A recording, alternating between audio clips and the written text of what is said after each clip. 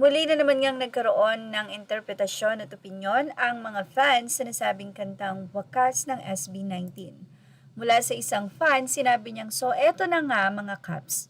Ang sabi ng husband ko nung marinig niya yung Wakas, parang song daw ng SB19 for 18. Not really a farewell song but more like a wish. So after he said that, pinakinggan ko ilang beses yung Wakas, these two parts especially. Verse 2, Ken Pablo. At nandito pa rin ako sa paraiso. Pinangako na sabay nating binuo, huwag nating hayaang gumuho.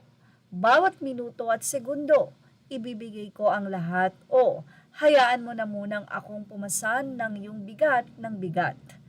Otro Ken, ito na ang simula at wakas ng mga bagay-bagay na pinaghirapan. Matatapos na lang ba sa paalam? Ito nga bang simula at wakas ng lahat ng pangarap na ating nilaban? Huwag mong kalimutan ang aking pangalan. Ang interpretation ko sa kanya is SB19 is like wishing na sana kahit mag-end yung era nila is wag natin silang bitawan at kalimutan. Dahil madami na tayong pinagsamahan na magkakasama.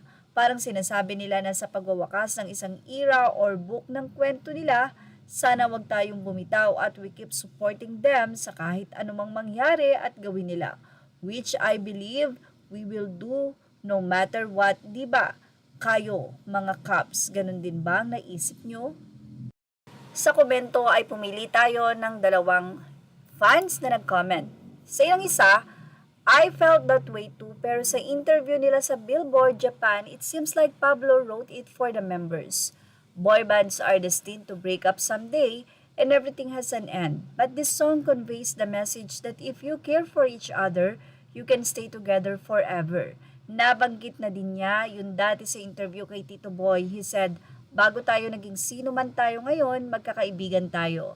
So I think itong song na to is parang future na if they disband man, someday wag nilang bitawan ng isa't isa dahil magkakaibigan sila, nandiyan ang onesie, kaya di sila maghihiwa-hiwalay. Mula naman kay Apple May, Wakas is my fave dahil dedikasyon ng SB19 yan para sa ating 18. Di ko maramdaman ang pagpapaalam sa kanta na yan, saka I don't think na Was is the last album. Sabi nila diba, may magwawakas pero may magsisimula rin. A new version of them is coming. More stronger, better version of SB19. So stop thinking that this is the end, because they just started dominating the world.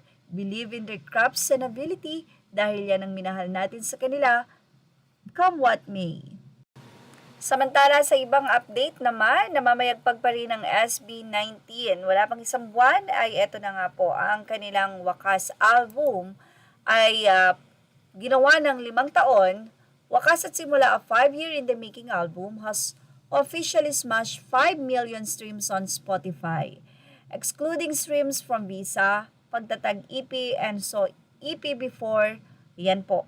So 5 million na nga po siya sa Spotify. Mula po ito kay Pangkat Spotify for SB19 Facebook post. Congratulations SB19. Ito po ay as of April 2, 2026. Images are all credit to the rightful owners. Thank you for watching. Please like, share, and subscribe.